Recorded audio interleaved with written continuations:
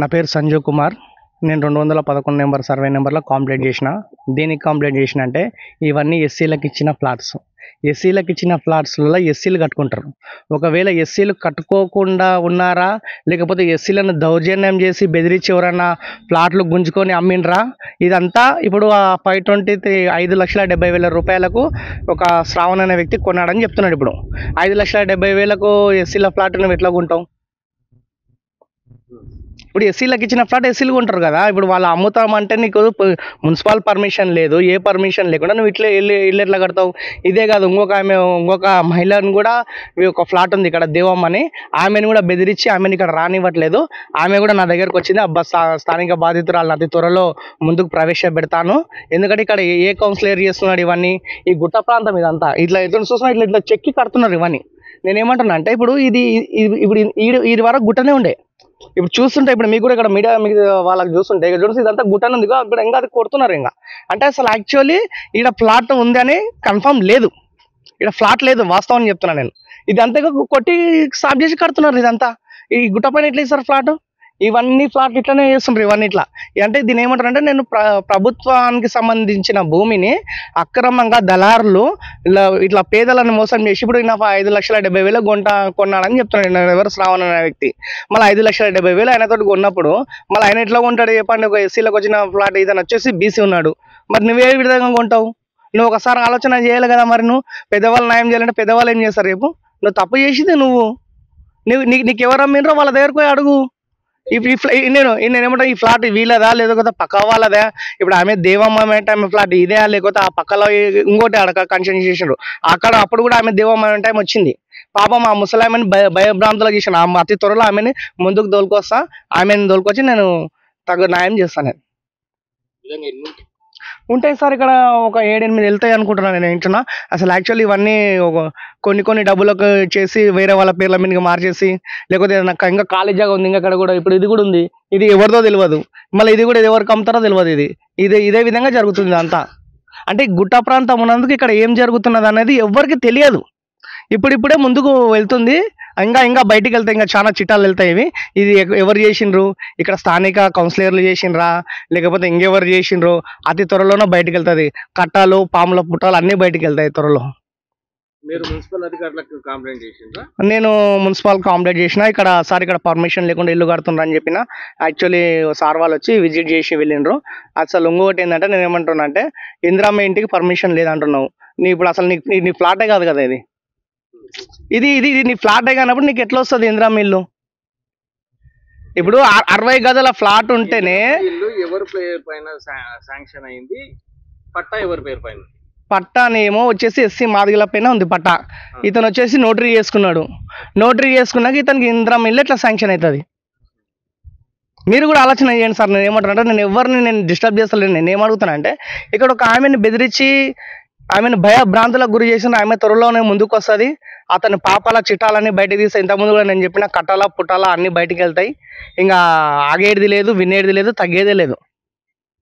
దీనిపైన అధికారులు ఎన్ని రోజులు కంప్లైంట్ చేసినాం. ఆల్రెడీ 2 వచ్చేసి వాళ్ళు పేపర్స్ ఇచ్చింది. ఇంకా వాళ్ళు ఉన్నారు, ఇంకా వాళ్ళు పేపర్స్ తీసుకురావాలి. ఎంఆర్ ఆఫీస్ కూడా సబ్మిట్ చేసేది ఉంది.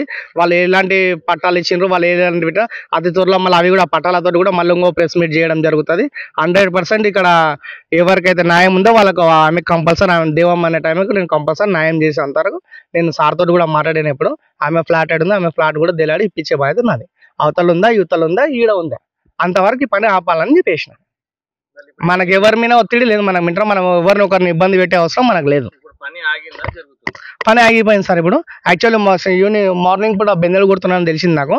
ఇమీడియట్లీ నేను సార్ వాళ్ళకి కాల్ చేయడం జరిగింది. చేసి ఒక ప్రెస్ మీట్ ఇద్దామని ఇక్కడ వదులుకొని వచ్చినాం మేము. నమస్తే అండి, నా పేరు శ్రావణ్. నేను డ్రైవర్గా పనిచేస్తాను. ఇక్కడ వచ్చేసి శ్రీనివాస్ కాలనీ, మంగళగుట్ట. ఇక్కడ నేను ఫ్లాట్ కొన్నాను.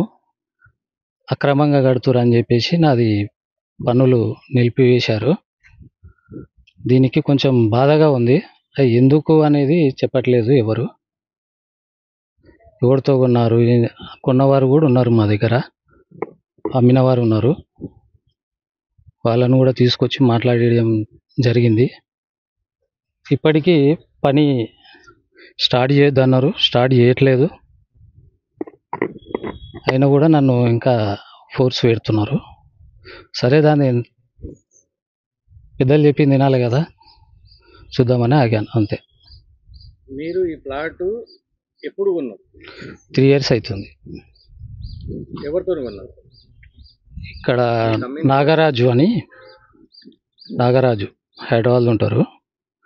వాళ్ళ బాబాయ్ ఉంటాడు ఇక్కడ, పేరు చంద్రయ్య ఆయన పేరు. ఆయన ఉండి మా వాళ్ళదే ఇట్లా అని చెప్పారు. రిజిస్ట్రేషన్ ఆఫీసర్ రిజిస్ట్రేషన్ అయిందా? రిజిస్ట్రేషన్ కాలేదు. మన రిజిస్ట్రేషన్ కాకుండా అంటే ఇది పట్టా పాతది, అప్పుడు ఇచ్చిర్రు, ఎస్సీల కానీ ఇచ్చిర్రు, అది గవర్నమెంట్ది. అది ఇట్లా హాస్పిటల్ సీరియస్ ఉన్నారు అని చెప్పేసి అంటే సర్లే అని చెప్పేసి తీసుకోవడం జరిగింది. ఎన్ని లక్షలకు? 5,75,000 వాళ్ళకి నగదు ఇచ్చిండ్రా డబ్బులు? మీరు నగదు ఇచ్చాం. అప్పుడు వాళ్ళు రాసి ఇచ్చిండ్రా మీకు? రాసి ఇచ్చారండి, రాసి ఇచ్చారు. మళ్ళీ ఇప్పుడు ఏమి ఇబ్బంది అవుతుంది? ఇప్పుడు ఇది మాది, ఇది మీది కాదు, మీరు అట్లెట్లా కొన్నారు అని చెప్పేసి అంటున్నారు. ఎవరు అంటున్నారు? సంజీవ్ అని కంప్లైంట్ చేసిండు. అంటే నా ఒక్కరి పైన ఏం లేదు, 211 సర్వే మొత్తం పెట్టిండు. అది మీ దగ్గర అధికారులు వచ్చిండ్రా? అధికారులు ఇంతకుముందు వచ్చిపోయారు, మున్సిపల్ వాళ్ళు. సామాను 2 డబ్బాలు బోరు ఉంటే తీసుకెళ్లారు. అప్పటి నుంచి వరకు కూడా నేను స్టార్ట్ చేయలేదు. ఇంకా ఇవన్నీ దాదాపుగా అన్నీ అవే ఉన్నాయి ఇక్కడ. అంటే మీరు ఇప్పుడు మీకు ఎవరైతే 5 లక్షల రూపాయలు తీసుకొని అమ్మిండ్రో వాళ్ళని అడగట్లేదా? అడిగాము. వాళ్ళు ఉండి అందరికీ చెప్పారు. మున్సిపల్ ఆఫీస్ కూడా వాళ్ళని తీసుకొచ్చి మాట్లాడడం జరిగింది. ఇక చూద్దాం అని అన్నారు పెద్దవాళ్ళు. ఇక వచ్చేసినాం ఆ రోజు. మీకు తెలియదా గవర్నమెంట్ ఒక్కరికైతే పట్టా ఇస్తుందో వాళ్ళే కట్టుకోవాలి, అది పట్టా కొనడం కానీ? అంటే ఇప్పుడు ఇక్కడ అన్ని అట్లే ఉన్నాయి కదా సార్, ఇప్పుడు ఇక్కడ అన్ని అట్లే ఉన్నాయి కదా, ఎవరిది ఒకరిది లేదు కదా. ఇక్కడ ఈ ఏరియాలో మొత్తం అట్లే ఉన్నాయి. ఏరియా మొత్తం అట్లే ఉన్నాయి కదా, మొత్తం అదంతా సార్. అంటే ఇది వాళ్ళకి పట్టాలు వాళ్ళు కట్టుకుని ఇచ్చిన భూమి కదా. అవును, వాళ్ళ పరిస్థితి బాగాలేక నాకు ఇచ్చారు. వాళ్ళ అలాంటిది ఏం చేయలేదు కదా? చేయలేదండి. మీరు ఎన్ఓసి తీసుకోవచ్చు కదా, అప్పుడు ఎందుకు అది తీసుకుందామని అనుకున్నాము. మున్సిపల్ పర్మిషన్ ఇచ్చింది అంటే ఇందిరమ్మ ఇల్లు శాంక్షన్ అయింది సార్, ఇందిరమ్మ ఇల్లు శాంక్షన్ అయింది నాకు. ఇందిరమ్మ ఇల్లు శాంక్షన్? అవును. మున్సిపల్ పర్మిషన్ అయితే లేదు. అంటే ఇందిరమ్మ ఇల్లుకు పర్మిషన్ అనేది ఏం అవసరం లేదని అన్నారు. మళ్ళీ వాళ్ళే వచ్చేందుకు ఆపిండ్రు మున్సిపాలిటీ వాళ్ళు? అంటే వాళ్ళకు 211 సర్వే మొత్తం చేయాలన్నందుకు ఆపినట్టు ఉన్నారు. తెలియదు అది విషయం మనకని. ఇప్పుడు మీరేం కోరుకుంటున్నారు? ఇప్పుడు దయచేసి దీనికి ఏదో చేసి నాకు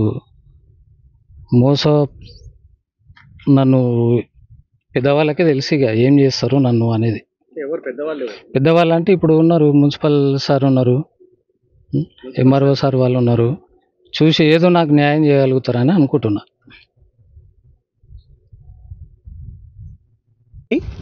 సర్వే నెంబరు 211 కంప్లైంట్ అక్రమంగా గుట్టను తోగి పర్మిషన్ లేకుండా ఇండ్లు కడుతున్నందున వచ్చి ఆపడం, పై అధికారులు చెప్పినందువలన వచ్చి ఆపడం జరిగినది. ఇక్కడ 1 2 ఐడియా లేదు సార్, మాకు ఏం ఐడియా లేదు, దీని గురించి ఐడియా ఏం లేదు. ప్రస్తుతానికైతే ఒక 5 నుంచి 6 ఇండ్లు అయితే కనిపిస్తున్నాయి ఇవి ఇక్కడ. తెలియదు సార్, దీని గురించి ఏం తెలియదు మాకు. మా పై అధికారులు చెప్తేనే వచ్చాము అంతే సార్.